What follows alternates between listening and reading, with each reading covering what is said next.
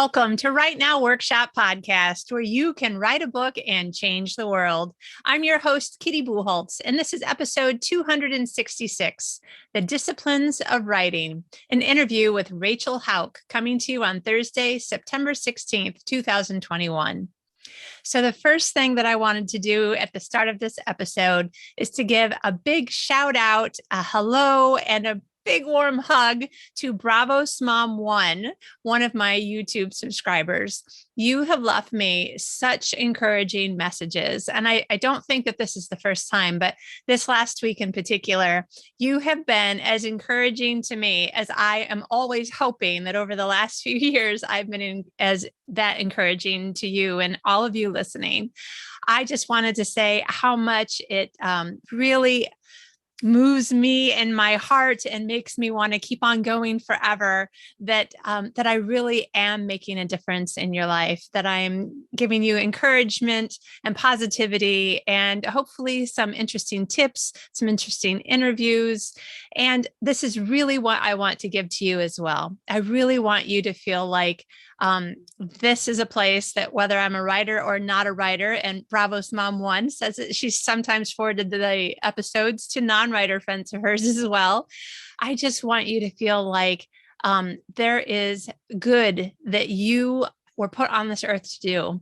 And some of it is not going to be very hard. Some of it is going to be things like this, where I have this personality that I love to put out there in audio and video and in person. And I love to make people feel happy and like the world is a good place today.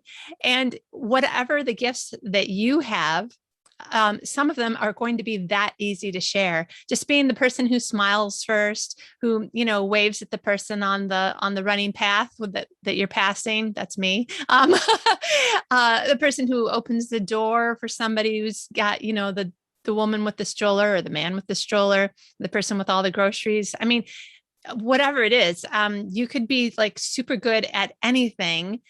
And it's important. Just like I believe that you can absolutely write a book that can change the world, I 100% know, and you know this too, that any of us could just do some simple things in our lives, and that will change somebody's world too. And then the ripple effects of that, who knows how far it will go.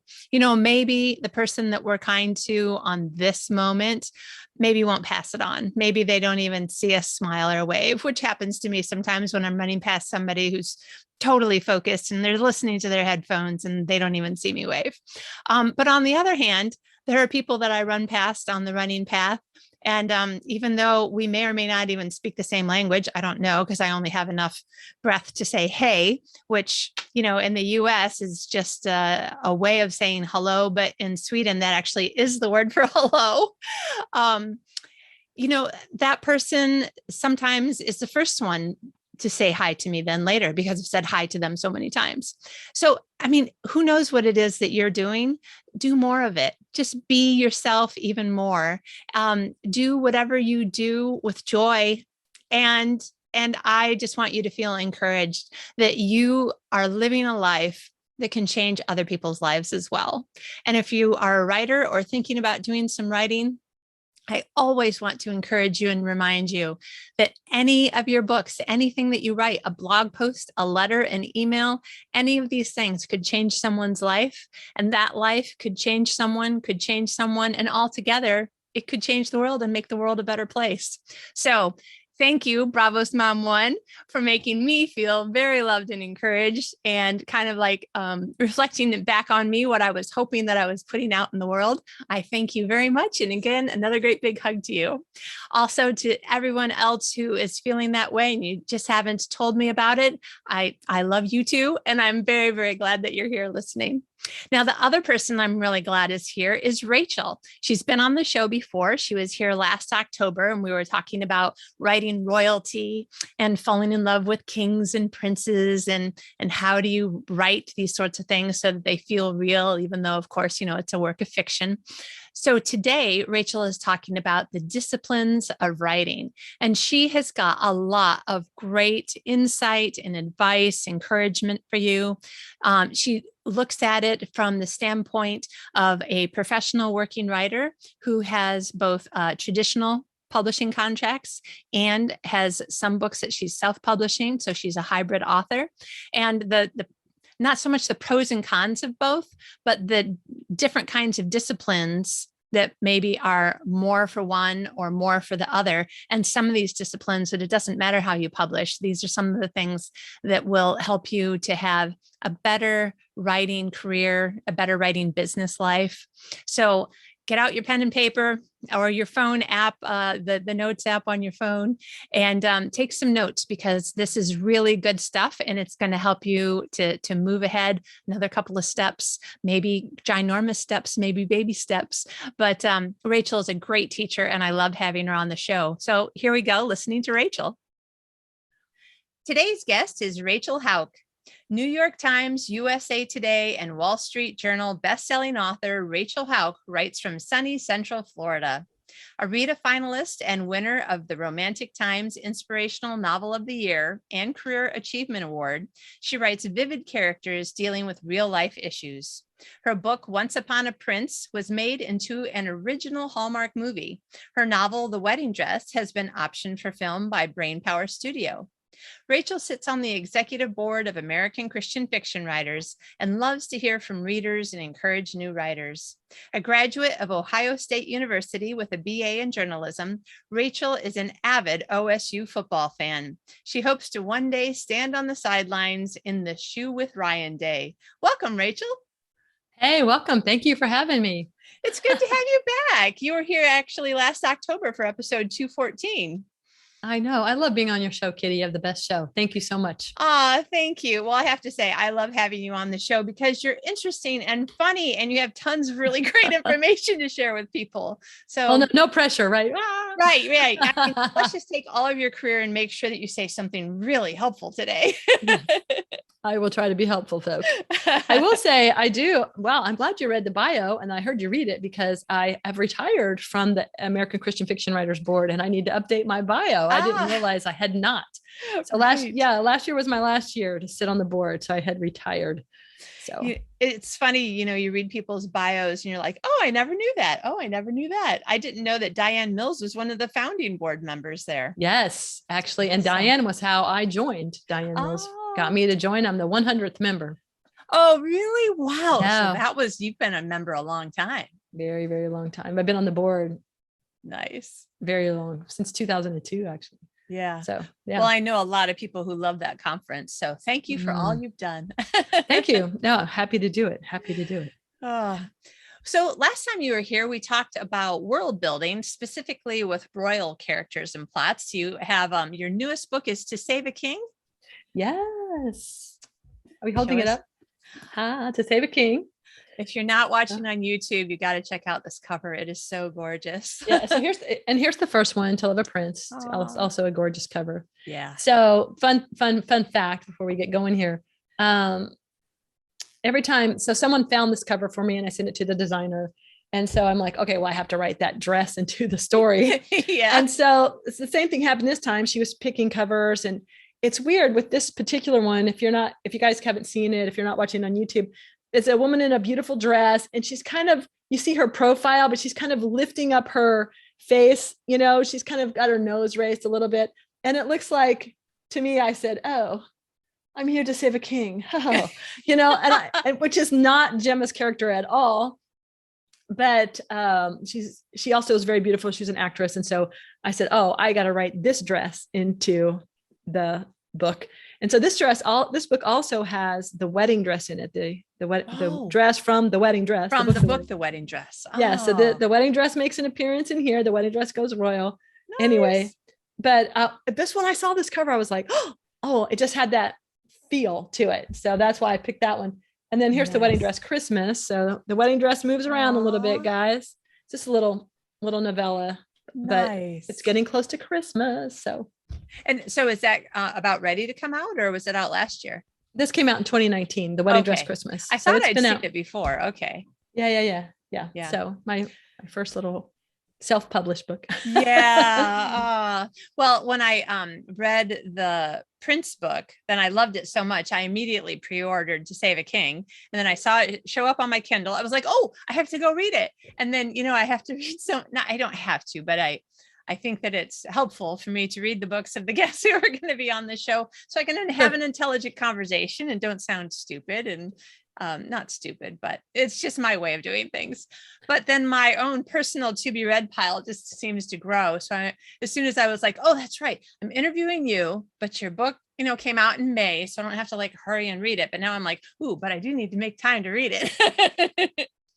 Yeah, but we're not talking about the book today, Kitty. So you're off the hook. So yeah. And I'm sort of glad because already a couple of things that you mentioned, like I didn't know about the wedding dress from the book, the wedding dress being in the book. And I knew that she, was an actress, but I was like, well, I worked in Hollywood. So like, I don't want to know too much. I want to be surprised by where she works and what she does and stuff. So kind of glad we don't have to talk about it. She has a very dark story. It did not go well for her. But anyway. Okay. Yeah. Well, now I gotta read Diane Mills' book first. Oh yeah. Go. Yeah. Go for Diane. She's awesome. You're both awesome. Well, listen, so one of the great things about talking to somebody who's had a relatively long career is that you have learned a lot, trial and error, learning from other people, things going well, things going not so well. So let's talk about the disciplines that you have learned personally, the ones that you've been taught by other people and you're like, this is a good one, the things that help writers to create this writing life that we want. Yeah, I think discipline is the number one thing that we all need, no matter what we want in life. But it's the one thing we fight, right? Or I don't write down goals. I had this friend tell me, Rachel, write down goals. And I'm like, I don't write down goals. He goes, you better write down goals. So I remember I wrote down a few goals. And do you know what? I found that thing later. And sure enough, what I wrote down happened. And so I kind of feel like there's also something about confessing what we want, putting it out there, confessing it out before the Lord. If you're a Christian, you're just saying, hey, God, this is a goal. It doesn't mean that he's, going to put fairy dust on it and that's going to happen, but it's kind of a partnership that we have. Like God partners with us. And I know it's a strange thing to say, but we're not robots and we're not puppets. So there are some times when the Lord says, hey, I want you to do this.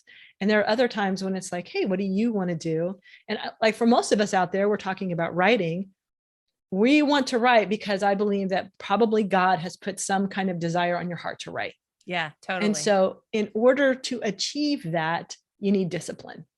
Yeah. So I remember one time I was at a church in Poughkeepsie and we had taken a band up there and we were doing just a week of like worship nights. And I kind of was in the middle of writing my first books for Thomas Nelson, the Nashville books, and wasn't sure how it was going. Actually, wasn't going well. And I saw myself like sitting on a tempest sea, like Peter getting out of the boat and walking on the water. But I was sitting on the water. I wasn't sinking, thank goodness. But I felt like the Lord came to me and he gave me this burlap bag, and in it were stories that he wanted told, but people never got around to telling them. And so the busyness of life can get in our way as writers, because sometimes we always want to do something else but write, even though we constantly wrestle with, I want to write. It's the same thing with the diet. Like we constantly wrestle with, I don't want to restrict my eating. I don't want to deal with my eating, or I don't want to deal with my exercise. I don't want to go to the gym. I don't feel like going for a walk. And then we beat ourselves up because we didn't watch our food or we didn't go for the walk. Yeah. So writing's the same way. And so I think you have to start out small. So I feel like if you feel called to write and you feel like the Lord's given you a story or something to say, find a way to say it. And you don't have to write a book. There's so many ways to communicate now. And Kitty and I were talking earlier about how we're kind of over social media. We're just getting kind of burnt out by it. But also there's blogs. People are posting really meaningful things with photographs on Instagram or even on a long Facebook post. So you have so many ways that you can communicate. And now because of independent publishing and because of places like Amazon, you could actually write your story or write whatever it is you want to communicate and you can put it up on Amazon, make sure it's professionally done and you have a good cover and all that stuff. But so you can have a way to put it out there. And sometimes we don't want to do it because we don't know what's going to happen to it once we finished it. But that's where we leave the outcome to God. We just have to say, okay, God, I'm doing what you've called me to do. I'll leave the outcome to you. So I guess the first thing about a discipline would be butt and chair. Yeah. And what's the other part? Butt and chair, fingers on keyboards or some fingers on keys or something, hands on keyboard.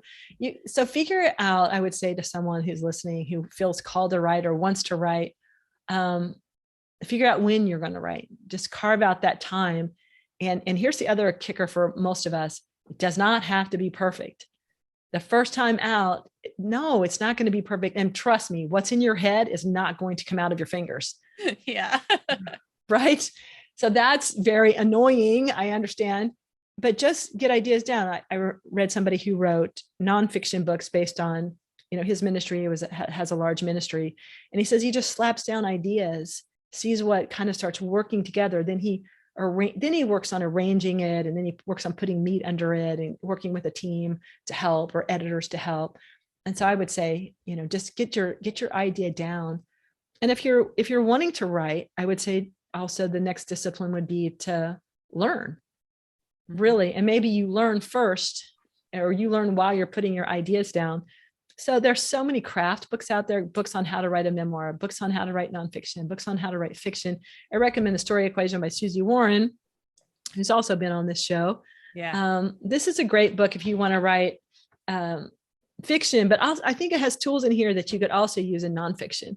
So, go to some conferences, join local writers groups, try to get your way into the writing community. There's like a bazillion Facebook groups to help you with your writing. So I would say, start following writers who write what you like so that you might follow them. And people have built relationships with me and I'm sure Kitty through social media. They just pop on and say they're reading a book, or they say they like, and maybe they're another author. And then by the time their book is out, we've built enough of a relationship, I might consider it for endorsement, or I'll help promote their book. So, so that's one of the disciplines you've got to learn. Yeah. And I'm just thinking while you're talking, so the direction that you've come at it right now is for people who are maybe on their first book, but also for people who are on their 10th or 40th book.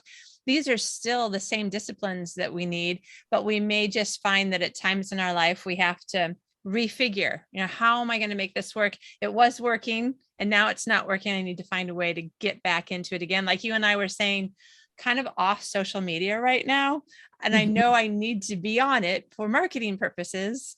So I have to find some way to just wrap my head around how can I do something that is good for my career, that I can find a way to make it fun or not irritating to me, Right. Yeah. And I think one of the things that maybe I'm jumping ahead of you here, but we were talking before about sometimes you just have to change the time or the way that you're getting your words in based on different times in your life. Yes. So we did talk about that. And so if you are in this for a couple of years, like I'm on book 30, Kitty, what number of book are you on? 9. 9. Right. So, I've written basically average 2 books a year for the last 17 years, give or take. But I was telling Kitty, I haven't really written anything other than To Save a King since March. So I ended up in this, wasn't intentional. I just ended up in this break. And then considering where I was going to go forward, write another royal book or take up an opportunity that was presented to me, to write for a traditional publisher.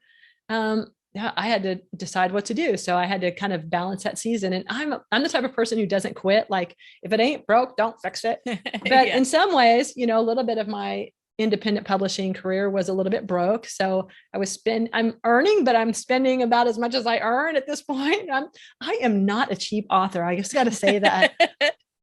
I don't have a cheap process, which is one of the keys.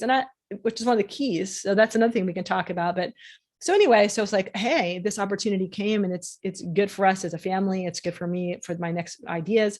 So I do think you have to kind of reinvest where you are. I've heard of authors, changing their name, using a pen name and kind of rebooting their career. And that's a little bit on the drastic side, but maybe you pick up a partnership and you write with someone else, or sometimes maybe you just kind of switch the genres a little bit, or so, you do always have to kind of consider. And with me, I don't know about you, Kitty, but with me, every book I'm like, okay, Lord, is this it? Am I still writing? Am I writing something else? Am I done? So I'm always kind of have an open hand with it, even though there's a part of me that's like, what do you mean? Wait, I'm done with that little series right now. I'm going to do something else. Wait. Oh, this is messing with me. Yeah. Right? Like, wait, this wasn't the plan. And like my original plan was, I was like, okay, so I keep hearing from traditional editors, like your work, not sure that we can sell the story. And so it was always, no, not sure that we can sell the story. And I thought, well, pretty sure I can find people who like this story. But then I got in this weird marketing place, and I realized the problem that the traditional editors were saying that they would probably have, I was having, which was, I like writing characters like me who, I'm a Christian, so I've got, this certain kind of worldview and values and things that come out in my characters. My characters, the main one is always somebody, who goes to church, but also, talks a lot to God and questions some of the things going on in their life, and can be a little grumpy about things. But also my characters tend to use words that I tend to use on a semi-regular basis. And I'm trying to keep the podcast PG for people who are listening in the car when they're taking their kids to work. But I realized that even though, my reviews were really good numbers, 4.3, 4.6 stars out of 5, boy, people would get so confused because they would be like, well, I don't understand. These characters are Christian, so it must be a Christian book. So what's wrong with these people that they're swearing? Why is there sex on the page? So this year I'm doing an entire rebranding. And as much as I still would like to write people who are exactly like me, and I do have an audience for it, there isn't an easy way to market to that audience without confusing people who don't want to be in that audience. Right. So that's another thing that can happen that I don't know if you would consider it one of the disciplines that you're talking about today, but it's sometimes you have to stop and look at your career and see whether or not there's something else that you could do to make things better, even if maybe in a perfect world you would choose not to. I do think it's one of the disciplines, because right after I wrote the Nashville books, which sold like 200, no more than that, but still not a lot, maybe out of 0. So here I am, I'm all excited. And I was the kid that went through college with people going, oh my gosh, if you know how to, you're great. If you know how to do what you did in this story, boy, you'll make it as a writer. I mean, I always had people encouraging me. And so here I am thinking, okay, hey, and this publisher likes me, and we come out and really the books don't do anything. They have weird titles. They initially had the Nash Vegas titles and just a lot of things. And I think my publisher is still learning about marketing, and your publisher isn't going to handle all that for you. And social media was very new at the time, but I was out there trying to do what I could.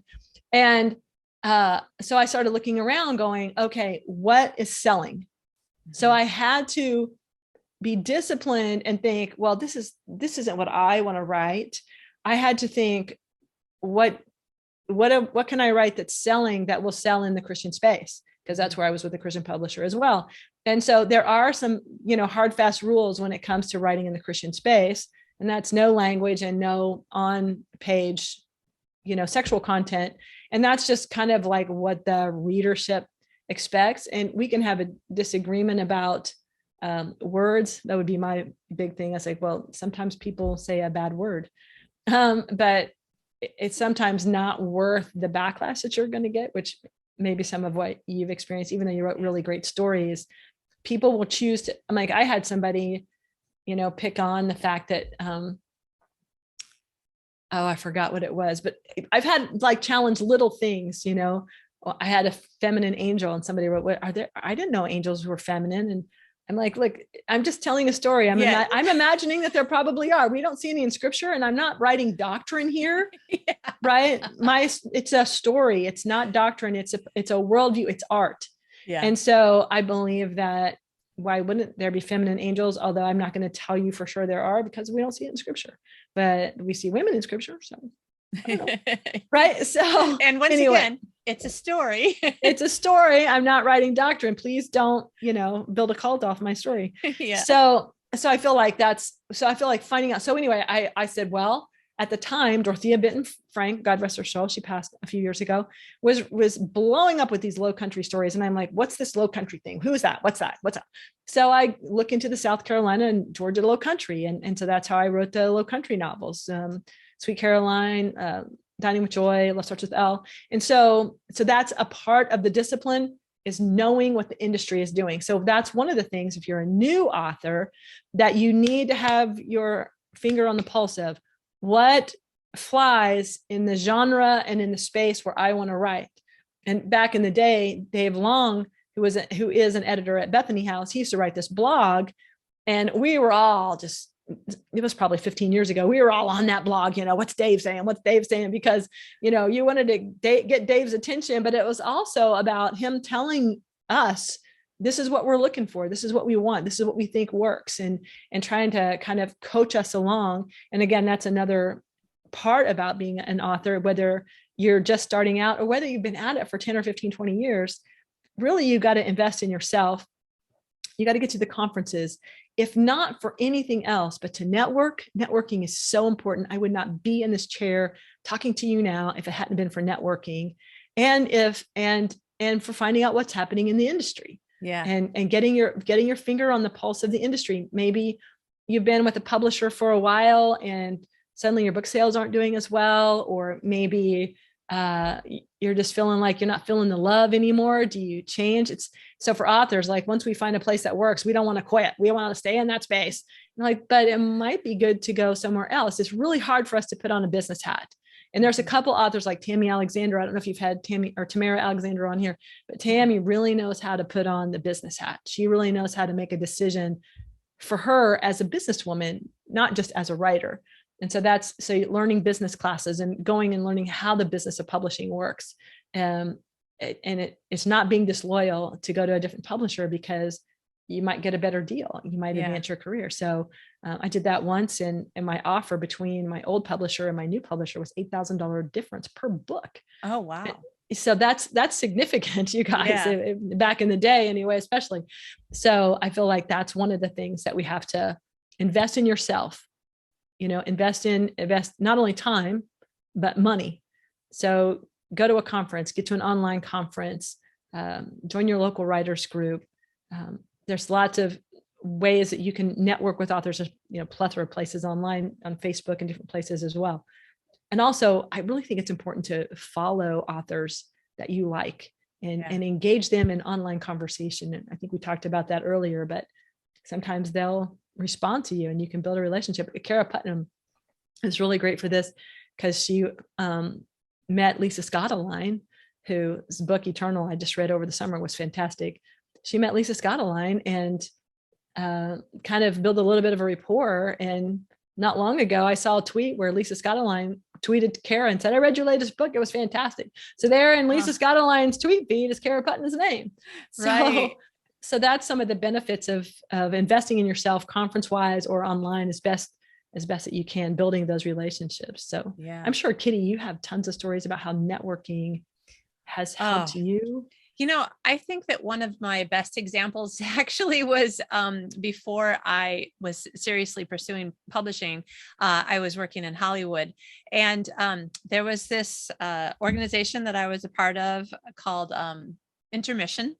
And it was just people from every different kind of job in Hollywood getting together. Happened to be a Christian organization. And my plan was to get to know people. And I started with the people who were not really talking to anybody, people against the back wall, the wallflowers, because I'm a little bit of a border collie. Like, I want to get everybody together. I don't want anybody to be left out or forgotten. And I was trying to learn to listen because I'm a talker, so I have to work on listening. And then I would remember. And then after a while, I started introducing people. I'm like, you know what? I know somebody else who does this thing that you're talking about, only they might be looking for somebody, or maybe they know somebody else that you need to know. And so I started introducing people. And after about a year and a half, I had introduced so many different people who all show up every time, every month to this networking event. And people started asking, who are you? Why do you know everyone? And I was like, I'm no one. It's just that I listen and I try to be helpful. And then because I had created this reputation, that ended up the place where I think I got almost every single job I ever had in Hollywood, because it was just a matter of people got to know me as somebody who was, trustworthy, honest. I wasn't going to, follow you to the bathroom with my script and, Right. So it's kind of amazing and crazy what you don't know what's going to happen, or how you'll hit it off with somebody, or how you were kind to somebody and so they introduce you to somebody else. That also, has happened. That same kind of group of people that I met back then, what has it been? 22 years ago was when I first started going. And I just introduced two people last year who made a great, it's their personal business, but a great connection. A great connection. Yeah. For both of their businesses, it's going to be wonderful for them. That is fantastic. And I think that's something you just bring up a really great point. And to the point of discipline is that when you're in that space is learning to listen, learning to honor everyone else that's around. Like, your reputation will follow you, and you think no one's watching, but they're watching. Exactly. And you have to watch what you post on social media, even something well thought out. Just consider 10 years ago, I could post a well thought out political post where I was just saying, hey, I'm thinking of these things. I wasn't choosing a side, but I was just thinking these things. I wouldn't even attempt it now. So because the landscape has changed. And so you have to think about that. But thinking about, there was a season where Susie Warren, who I worked my book therapy with for a long time. Susie was the brainchild and the owner, and she did all the work. I just showed up. There would be at ACFW's gala, somebody, probably either in the Genesis or the Carol contest, one or more person would mention my book therapy, and by name, maybe Susie and Rachel. And the people would come up to us and go, wow, who are you guys? And so we built a reputation of, we're not just in here for ourselves, we're actually helping other authors. And so because I was on the board, I couldn't even enter. So I didn't even enter a final in any contest. Right. So I think that that's another part that's really important, is building those relationships and making those connections and being generous, because God is generous. And we tend to cling to things like, oh, I'm gonna keep this for myself. But the Lord is generous. The Lord is, he has more than enough for all of us. And so if he's generous, I want to be generous with my time, with my relationships. And so I feel like that's another discipline. Now, another discipline is you got to balance whether or not this is your season to write. So some of you maybe you have children in school, and that's important. Raise your children first. Trust me, as someone who's been in this game for a long time, raise your children first. They're the ones who are going to be with you when you're 65 and bringing you grandchildren. Your stories are not. Now, those are things to be proud of. For sure, your stories are those things to be proud of, and you can touch a lot of lives with your stories. But I also feel like touching your children and being present for your children is numero uno. I'll just say that, because they're going to touch lives, and we forget that old saying. I don't think I really understood it until about 25 years ago. The hand that rocks the cradle rules the world. And so the parents rocking the cradle, basically being there for your children, you're going to raise people that can be world changers that God can use. And so it may not be your time. Maybe you're at the other end of the spectrum. You've been writing for 20 or 30 years and you're thinking, I don't know, I feel like I'm kind of winding down. Maybe you do something different. Maybe you go to one book a year. I'm entertaining that idea right now. So what where are you at in your season, and being ready to make those changes and see where God might be leading you. And then of course, the last one I feel like we have to talk about, Kitty, finances, right? Finances, Like, it's important. it is important, but it's also taboo. There's this kind of general feeling that writers can't write for money, and that we can't want to make money. But then the indie authors came along and said, bump that, we're making money. And, and there's still, though, only an elite set of people that make a buku amount of money, even in the indie world, as well as the traditional world. And there are benefits to both sides of the aisle, but at the same time, go where the money is. And I was listening to a podcast the other day, not a podcast, but I was in Clubhouse. I don't know, many of you are on Clubhouse. And it was breakout fear, or some kind of weird title. And I always kind of check into those and say, what are they talking about? And all I heard was this guy saying, hey, if it's not making me money, I quit. I get out of it. And he was like one of the lead guys that everybody came to hear talk. And I thought, that's so true. If something's not making you money, or not making it fast enough for where you're at in life, then, and every writer has to have a season where you're not making money. So there's a couple of 3-4 years of that always. But if there's not, and an opportunity comes to make money, then choose that and get the most bang for your buck. If you have an agent, or if you have the ability to go, can I have a few dollars more? Go for it. And there is a business side to this, and you have to go where you think that you can make the most money. So that's another one of the disciplines. Like, nobody goes to work and goes, oh, boss, don't pay me that. You can pay me a couple thousand less. Exactly. But like everybody, when you start out, you have to take the starting salary. You have to take the starting book dollars that they give to new authors. But down the line, maybe hold out for more. Yeah. And part of the way, it's there are no sure paths, because things are always changing.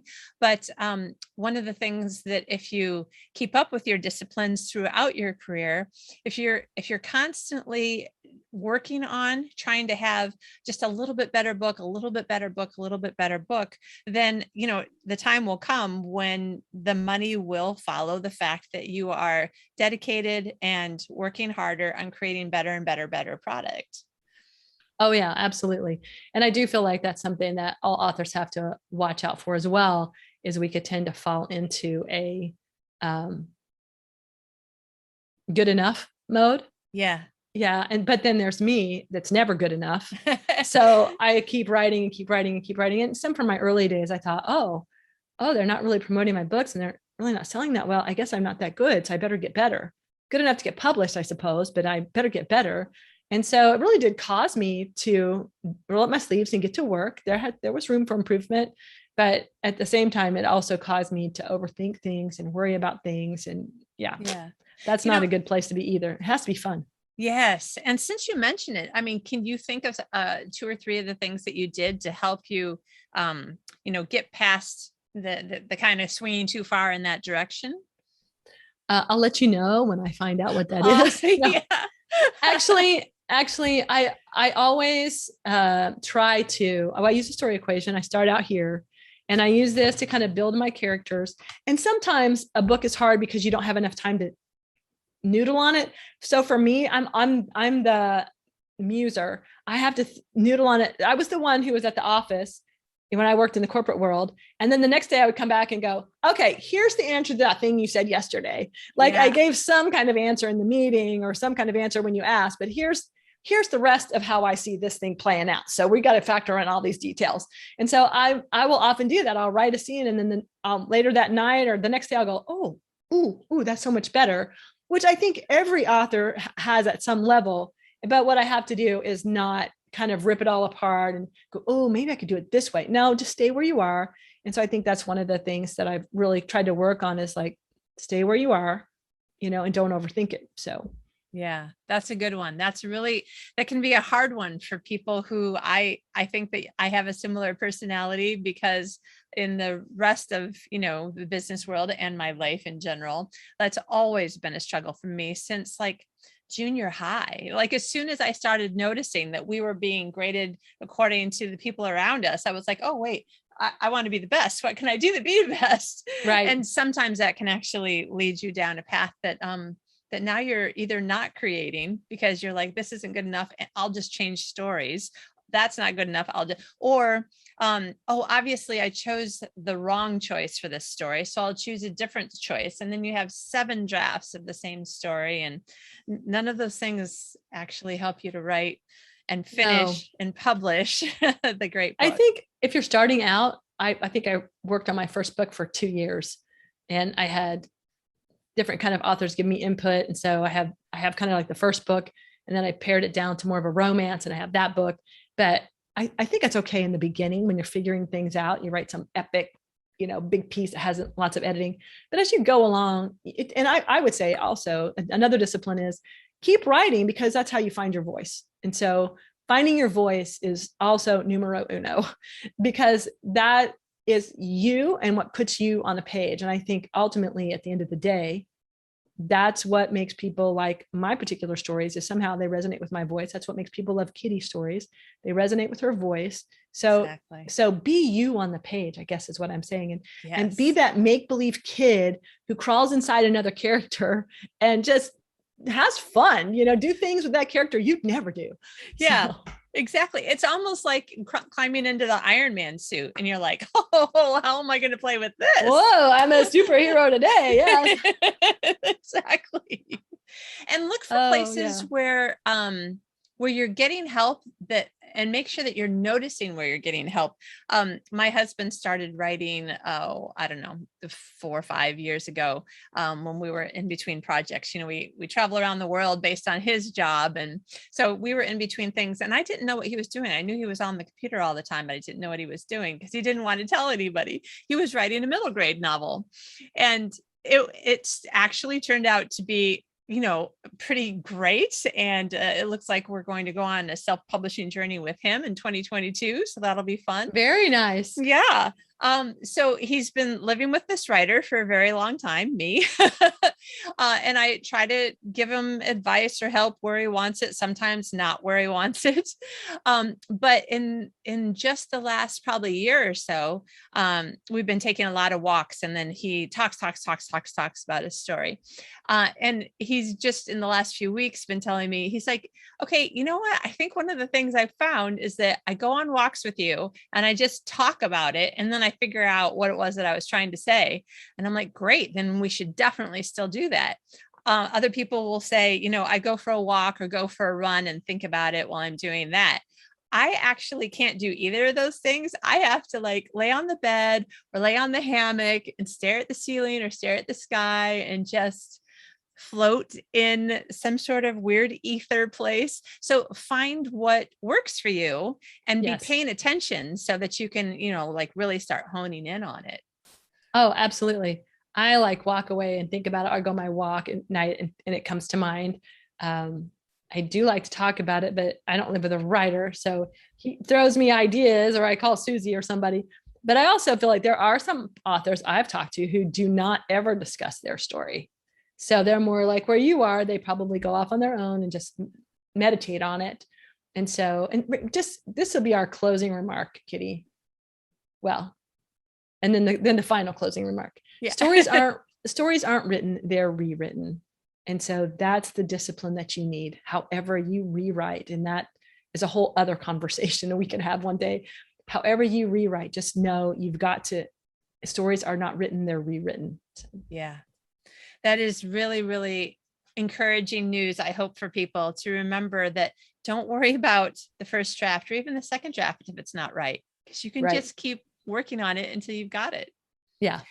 Absolutely. And another thing, that you and I talked about briefly before we started, if you get to the point where you're like, I just don't know what to do with it anymore, and I'm getting frustrated, Rachel is a mentor who works with writers. I'm a writing coach. There are people out there who you need to find the right person who gets you, your voice, your kind of story, your genre. But there are people out there who can help you and really make it into the thing that you did see in your head. Absolutely. And that does require cost. Sometimes it does come at a cost. And not everyone can afford to do that. So, and in the beginning, I don't think I could have afforded to do that initially. Yeah. But I would say, then roll up your sleeves, join some writing organization, join Susie Warren's Novel Academy. I think, Kitty, you have a group that you mentor kind of as a group. Membership group where you can get online with other people and have them talk to you, take classes online, do the best you can. And again, look up your local writers group. There's got to be someone around somewhere. And sometimes people just shoot me a question and I'll answer it. I can't do more than that. But there's always ways where you can find out ways. And above all, go to the Lord, ask him. If you're a believer and you talk to God, ask him to teach you. He will teach you. If you have this desire, he's not going to leave you hanging. Yeah. It's going to give you what you need to get the job done. Yeah, absolutely. And because books change the world, and why wouldn't we want to keep on working on things that we can do to make the world a better place, and also in ways that we love doing it? Absolutely. I love when I get a letter from someone in another country. I just got one recently, and just how much that story impacted them. It's really mind-blowing. Yeah. Wow. Listen, Rachel, I would love to talk to you forever, but time to go. Time to go. So tell us, you've already told us the name of your newest book, which is To Save a King. To Save a King. And where can people find that and all of your many other books, and you online or in person? Yeah, just go to rachelhauck.com, RachelHauck. RachelHauck.com. I'm Rachel Hauck everywhere on social media. I got there first. Thank you. And you can find my books on Amazon, Kobo, Apple, wherever your online retailer, or I do have a lot of brick and mortar books as well. So you can find those there. Excellent. Wonderful. Thank you so much for taking the time and helping us out. I feel like it's back to school time. If you've been in the Northern Hemisphere and you're used to going back to school in August or September, I have a tendency to still, even, these several decades after, I still get excited about fall and like, what am I going to learn new this year? And even though there's only 4 months left in the year, but I still have sort of a school year mentality. So this is perfect for that. Yeah, we all do. Yeah. For people who have kids, maybe going off to school, or maybe you're homeschooling and they're working online, you can type out a couple hundred words. Exactly. So thank you so much. It was really good and helpful information. I'm going to take some of your tips myself. Thank you. It was good to be here. I always love being with you, Kitty.